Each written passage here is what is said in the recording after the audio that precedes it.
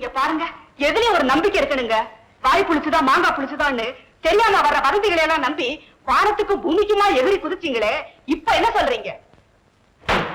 வதந்திகள் எல்லாம் ஆரம்பத்திலே காலை முறிச்சு போட்டணும், இல்லன்னா விஸ்வரூபம் எடுத்து நம்ம வாழ்க்கையில விளையாட ஆரம்பிச்சிடும். நீங்க மக மேல அளவுக்கு மீறி அன்பும் பாசம் வச்சிருக்கிறீங்க. அதனாலதான் அவன் மேல ஒரு சின்ன தவறான செய்தி கேள்விப்பட்டாலும் நீங்க துடிச்சு போறீங்க இல்லையா? மக மேல மட்டும்தானா? அவன் பேர்ல நான் அளவு கிடந்த பாசம் வச்சிருக்கிறது காரணமே கண்ணி ஓ மகன் இருந்தாலும் ஒன்னே ஒண்ணு கண்ணே கண்ணு இருக்கிற ஒரு பொண்ணு. அவளை பத்தி ஊர்ல 4 பேர் 4 தடவை பேச விடலாம். கண்ணியை பொறுத்த வரையிலுங்க, உறவான அவ எனக்கு மகளா இருந்தாலும் உணர்வால அவ எனக்கு தாயா இருக்கிறா. ஏதோ ஒரு சக்தி என்ன அறியாமலேயே அவகிட்ட என்ன அடிமையாக்கிடுச்சுங்க. காக்கைக்கு தான் கொஞ்சம் பொன் கொஞ்சம் சொல்லுவாங்க. நீ அதுக்கு மேல ஒரு படி போய் அவளோட தெய்வீக முத்திரையை குத்திரப்பட்டிருக்க. அவ வந்துட போறாங்க. என்னப்பா என்னமோ பேசிக்கிட்டு இருந்தீங்க, ஏன் திடீர்னு நிறுத்திட்டீங்க? அறுவடை நேரம் வந்துருச்சு இல்லையா, அதான் விவசாயத்தை பத்தி பேசிட்டு இருந்தோம். நல்ல விளைச்சல்னு ஊரெல்லாம் சொல்றாங்கப்பா. கவலைக்கு காரணமே அதுதான்மா. விளைஞ்ச பயிரை பூச்சி தாக்காம அறுவடை பண்ணி வீட்டுக்கு கொண்டாந்து சேர்க்கிற வரைக்கும் நிம்மதியே இருக்காது. கதிர் வச்ச நிலமும் கன்னி பொண்ணு ஒண்ணுன்னு சொல்லுவாங்க. அதைத்தான் பேசிக்கிட்டு இருந்தோம். நான் போய் மணியக்காரனை பார்த்து வந்துடுறேன். சரி அப்பா. என்னம்மா? நாளைக்கு கோவில திருவிழா. கேட்டதெல்லாம் கொடுக்குற அந்த மகமாய் கிட்ட இந்த குடும்பத்து பெருமையை ஒசத்துற மாதிரி உனக்கு ஒரு எதிர்காலத்தை கொடுக்க சொல்லி வேண்டிக்கமா. வர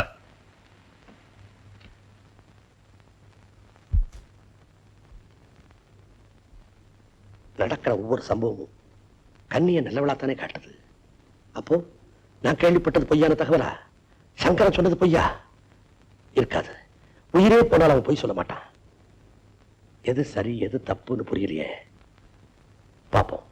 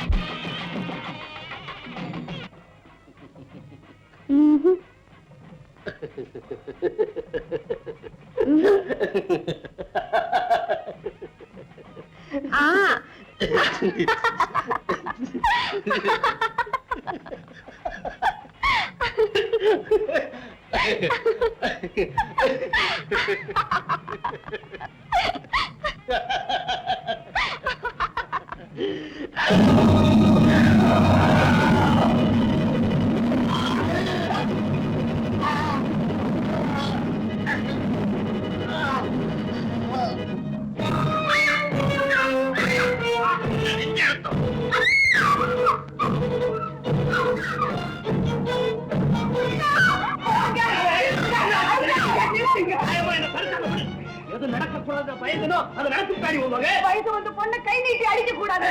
வயசு வந்த பொண்ணு இவன் செய்த காரியத்துக்கு நாளைக்கு வயசுக்கு வந்தவங்க வயசுக்கு வராதவங்க எல்லாருமா சேர்ந்து ஊருக்கு உபதேசம் பண்ண கதையை கேளுங்க சொல்லி என் முகத்துல காரி துப்ப போறாங்கடி. இவனே விட்டு வைக்க மாட்டான்.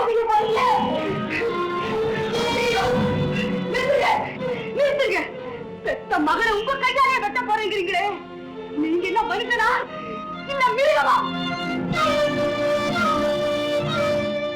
தாயப்பா, நீயா என்ன மிருகம் சொல்லிட்ட? என்ன நீ மிருகம் நான் சொல்லிட்டேன்? பரம்பரை பரம்பரையா கட்டி காத்து வந்து நம்ம கொலை பெருமைய குழி தோண்டி பொழைச்சிட்டாவே அவளை திருத்த வேண்டிய நீ என்ன மிருகம் சொல்லிட்ட. இந்த கையால அவளை வெட்ட போறது தானே என்ன மிருகம் சொன்னேன். இந்த கையால அவளை வெட்ட போறது மிருகம் சொன்னேன்.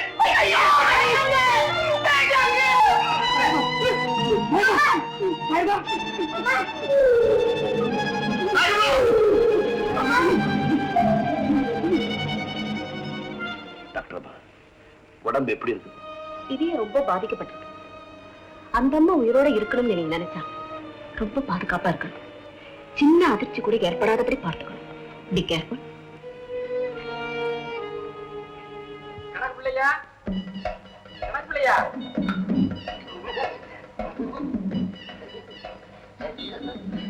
யாருமா நீ?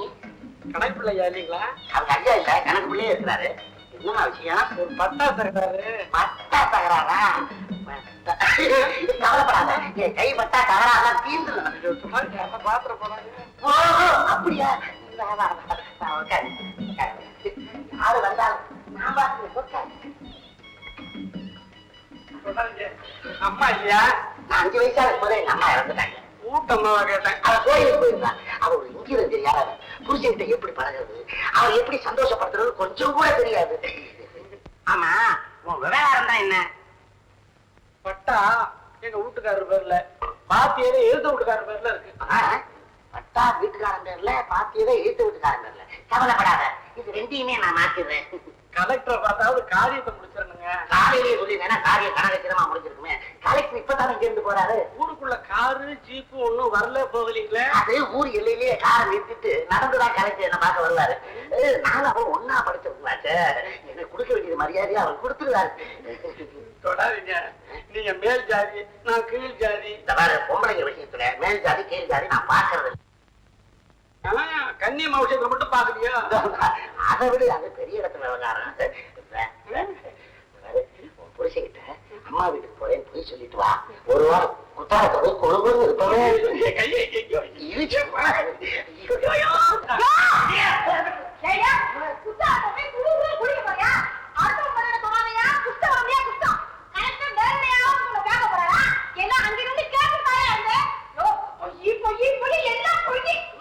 நான் ஒழுங்கா போய் சொல்ல ஆரம்பிச்சுட்டேன்னா நான் மேல இடத்துக்கே போயிருக்கேன். 2 இடம் தகராறு, அதனால தங்கிட்டேன்.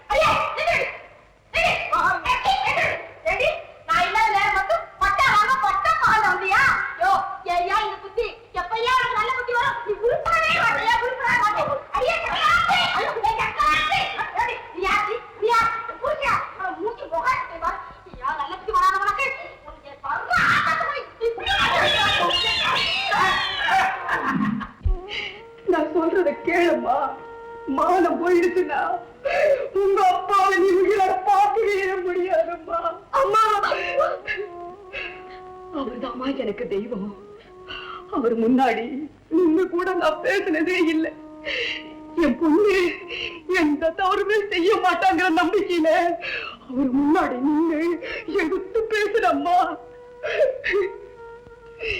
ஏதாவது தவறு நடந்துருமோன்னு நான் துடிச்சு போயிட்டம்மா.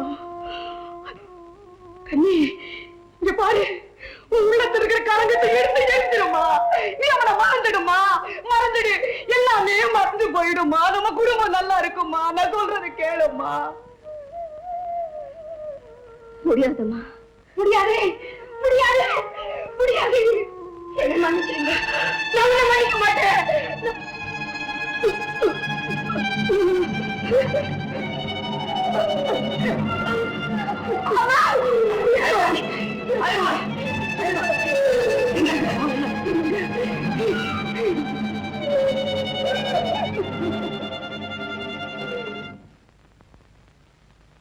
கண்ணுக்கு நேர மாப்பிள பாக்குறாரா? ஏய்யா, இது அநியாயம் இல்ல? எதிரி அநியாயம். தன்னுடைய குலம் கோத்திரத்துக்கு தகுந்தாப்புல தான் பொண்ணுக்கு ஒரு மாப்பிளைய பாக்குறாரு வீரையா. மாப்பிள்ளை யார் தெரியுமா? பேரு கண்ணன். சாட்சாத் அந்த கண்ண பிரமாத்மாவே தான். ஒரு கோயில் குளம் தவறதில்லை. ஏன்?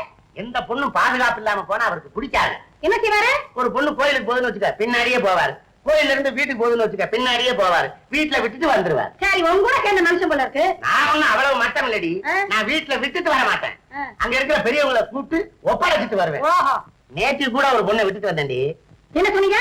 இல்லடி விளாட்டம் தெரியாம அலைஞ்சிட்டு இருந்து வீட்டுல கொண்டு போய் விட்டு வந்தேன்னு சொன்னேன். உண்மை சொல்லுங்க. நீங்க சொன்ன பொண்ணுக்கு வயசு என்ன? 7 வயசுடி. 7 வயசு தானே? உடனே உட்காந்துருவியே. என்னங்க இந்த வருஷம் திருமணம் இருக்கு. என்ன?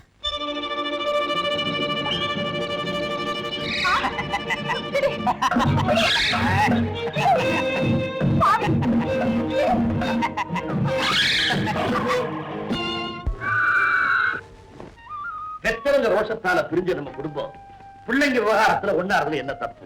நீ சொல்றது புரியலையே. அசைக்க முடியாத உள்ள உறவுக்கு ஒரு ஆழமான அஸ்திவாரத்தை போட போறேன். நேரடியாவே சொல்லிடுறேன். உன் மகன் கண்ணனை என்னுடைய மாப்பிள்ளையா நான் ஏத்துக்க போறேன். ஆத்திரப்படாம உன் அபிப்பிராயத்தை சொல்லு. அபிப்பிராயம் என்னப்பா சொல்றது? கன்னியம்மாளை கட்டிக்கிறதுக்கு என் மகனை தவிர வேற எவன் இருக்கிறான் இந்த வட்டாரத்துல? வீரையா, நீ மேற்கொண்டாக வேண்டியது கவனி. அடுத்த முகூர்த்தத்திலேயே கல்யாணத்தை வச்சுக்குவோம். ராதா, நேற்று நடந்ததை வச்சு எந்த முடிவுக்கும் வந்துடாது. அத ஒரு கெட்ட கனவா நினைச்சு மறந்து. அந்த சம்பவத்தை வாழ்நாள்ல மறக்க முடியாதுங்க.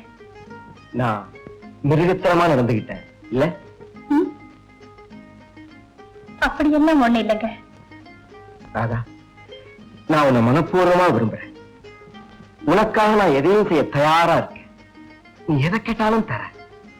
எனக்கு வேண்டியதெல்லாம் நீங்க உங்க மனைவிங்கிற உரிமை. ராதா, ம். ஏன் ஊமை ஆயிட்ட? ஏதாவது பேசு. ஆ?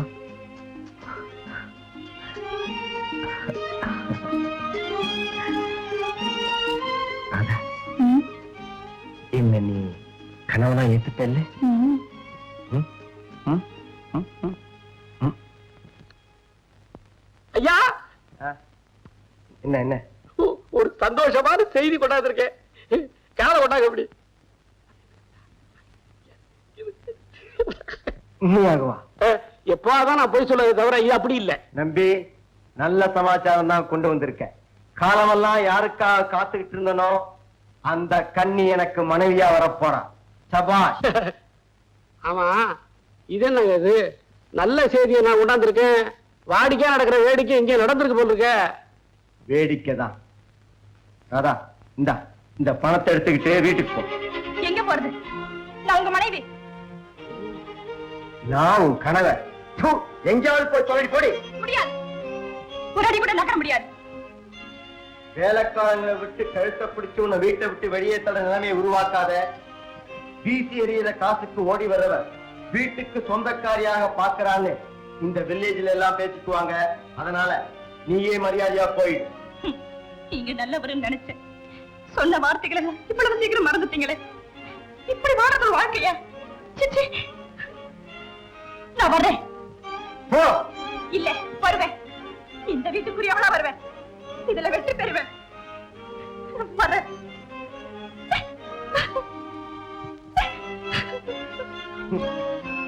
சபதம் போடுறா பைத்தியக்காரி. எமங்கிட்டயே சவரம் போட்டு ஜெயிச்சிருக்காங்க ஒரு பொண்ணு. ஏண்டா நம்பி, நீ எவனை பாத்திருக்கியா?